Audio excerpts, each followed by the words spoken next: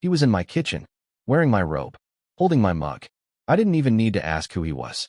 The smug grin on his face gave it all away, like he was already celebrating something. Something sick. Something disgusting. "Morning, champ," he said, taking a sip and nodding like we were buddies. "Coffee's a bit strong, but your beans are decent." I didn't blink. Didn't move. I was still standing in the doorway, one foot inside, the other on the threshold of a life I thought I understood. Behind him, I saw the back of her head, my wife Melissa, sitting at the kitchen island in her silk nightgown. The same one I bought her for our anniversary. She didn't even flinch. This wasn't a surprise to them. It was a show. The guy leaned against the counter like he owned the place. "Melissa said you'd be gone until noon," he said casually, not even hiding the smugness in his voice. Guess someone got excited and came early. That's when I laughed. Not because it was funny, but because something inside me snapped. That kind of quiet, broken laugh that sounds like someone choking on glass. "Get out of my house," I said slowly, each word sharper than the last. He smirked and stepped closer. "Or what?" he asked. "You gonna flip out? Throw a punch? Be a man for once?" Melissa finally turned to me, her expression flat, almost bored. "David, don't embarrass yourself. This isn't a movie." I looked her dead in the eyes. "No, it's a documentary, and the ending's gonna win awards. The Alpha, that's what I'll call him, since he clearly loved the title, tried to close the distance again." "You really think you're in control here?" he asked, lowering his voice. "Look around, man. She chose me. You've already lost." I could feel my hands trembling. Not from fear. From rage. A kind of rage that makes your vision blur and your muscles twitch. "You're standing in my house, wearing my robe, drinking my coffee," I said, stepping forward until we were nose to nose. "But you made one mistake." He raised an eyebrow. "Oh yeah? What's that?" "You thought this was your victory lap?" I whispered. "But this is the start of your funeral." That's when I grabbed the robe's belt, my robe, and yanked him forward so hard his chest hit mine. The mug slipped from his hand and shattered on the floor. Melissa stood up, finally looking nervous. "David, stop." I didn't hit him. I didn't have to. I just looked him in the eyes and smiled. "You've got 60 seconds to be out of this house," I said. "After that, I won't be responsible for what happens to your car." His cocky expression wavered. "You think I'm scared of you?" "No," I said, pulling out my phone and holding it up. "But you'll be scared of this." On the screen was a live video feed. Our bedroom. A camera he didn't know about. A very clear view of him and Melissa. Talking, laughing, and doing things married people aren't supposed to do with strangers. Melissa gasped. The Alpha's face dropped. "Get out." He didn't say another word. He just walked out, grabbing his clothes from the hallway as he left. Melissa stayed rooted in place. Her lips parted, but no words came out. I didn't speak, either. I walked past her, straight to the office, and locked the door. That was the moment my world shattered. But I didn't fall. I started building something new, with sharper edges. I sat there for hours, staring at the wall like it could explain how we got here. Every memory I ever trusted kept replaying in my head with a new filter, her lies coding every smile, every kiss, every "I love you." It was all contaminated now. At some point, I heard her footsteps outside the office. She tapped the door once. "David," she said, her voice soft like it hadn't just belonged to the same woman who let another man walk around our home like a king. "We need to talk." I didn't move. She tried again. He didn't mean anything. I let that sentence hang in the air. I wanted to rip the doorknob off its screws and scream into her face. Instead, I sat still, my hands clenched into fists, my jaw locked so hard it ached. Eventually, I opened the door. She looked surprised I didn't yell. Maybe she was hoping I'd scream, flip a table, give her something to twist back on me. Instead, I just looked at her, studying every inch of her face like I was meeting her for the first time. "You lied to me," I said. Not once, not even 10 times, but over and over, until it became second nature. "You invited him into my house, into our bedroom, into my F." I stopped myself before finishing. No, she didn't deserve the emotional satisfaction of hearing how deeply she'd cut me. "It was a mistake," she whispered. "It just happened. I didn't plan it. He understood things you didn't." That line nearly made me laugh. "He understood you?" I asked. "You mean, he stroked your ego, told you were still 25, pretended your stories were interesting, while I was out here building us a life." She crossed her arms, her expression shifting into something colder, more familiar. You were always too focused on work, on structure. I needed more. He gave me attention. Yeah, I said, smiling without warmth. He gave you a lot more than that. She flinched, not from guilt, but from being caught. What now, David? She asked, folding her arms tighter. You want to scream at me? Throw me out? We have a life together. You don't just erase that. I took a step closer. You already did. She rolled her eyes. Grow up. That's when it hit me. She wasn't sorry. Not even close. She was irritated she got caught. Upset her little fantasy world crumbled. I was faithful when you were at your worst, I said quietly. When you gained weight and cried over everything. When you lost your job and sat around the house for months. I was there. And I didn't ask you to be, she snapped. Don't act like you're some saint. You didn't have to ask. That's what love does. But you don't get that, do you? Because the first shiny distraction that came along with a big jaw and an ego bigger than his bank account, you folded faster than a paper napkin. Her silence was louder than any scream. I walked past her and headed toward the bedroom. Packed one bag. Just enough clothes to get me through a few days. She stood in the doorway. So that's it. For now. I paused. But don't worry, Melissa. I'll be back, with paperwork. She laughed, almost like it amused her. You think I care about that? I've already talked to a lawyer. I turned back, calm. Good. So have I. Her face twitched. Just for a second. That little crack in her confidence. She didn't expect me to play the long game. As I walked out, she called after me. You'll regret this. You're not the victim here, David. You were never enough. I stopped at the door and turned. No, I said. I was too much. And you? You were just good at pretending you could handle it. Then I left. And for the first time in years, I didn't look back. It wasn't peace. Not yet. But it was the first breath of freedom. I didn't sleep that night. I didn't even try. I sat in my car in a grocery store parking lot, engine off, watching the fog roll over the asphalt under flickering lights.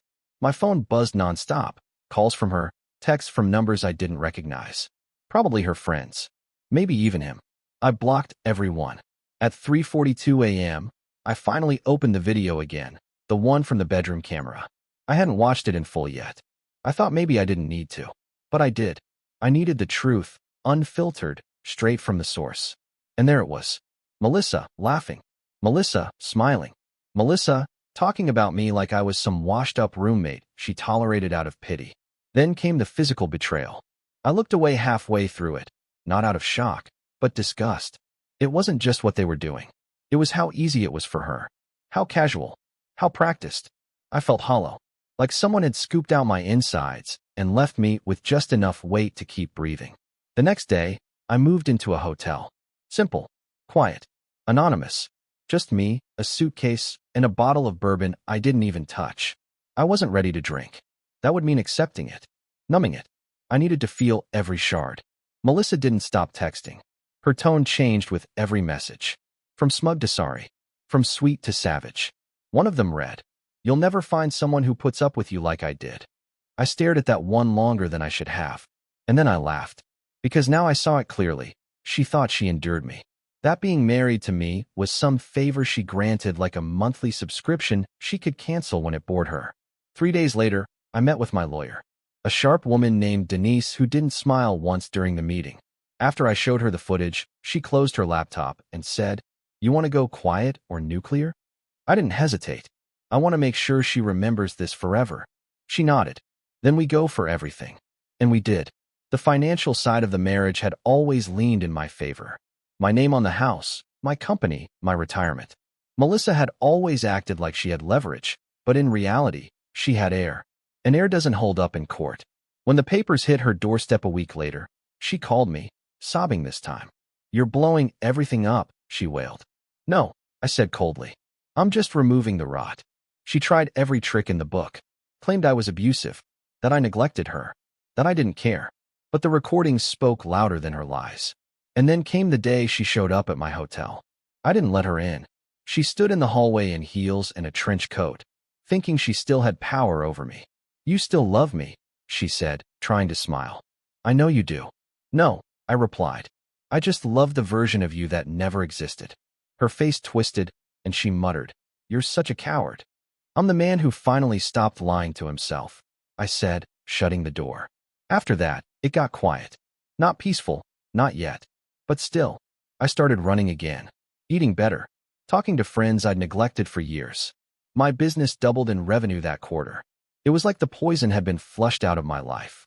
But every now and then, I'd see something, an old photo, her perfume in the elevator, a joke she once made. And for a second, I'd remember the version of her I fell for, the version I wanted to believe in. And then I'd remember the morning she let another man sip coffee in my robe. That usually fixed it. 2 months later, I got a message from Jake, my neighbor. A photo. Just one. It was my driveway, my house. And in it, Melissa, standing beside that same alpha idiot, loading boxes into a black SUV. Jake wrote, "She's moving out. Just thought you should know." I stared at the image for a long time. She looked smaller than I remembered, like the weight of everything had finally hit her, or maybe she just didn't look so big now that I'd taken off the blindfold. I didn't reply to Jake. I didn't drive over.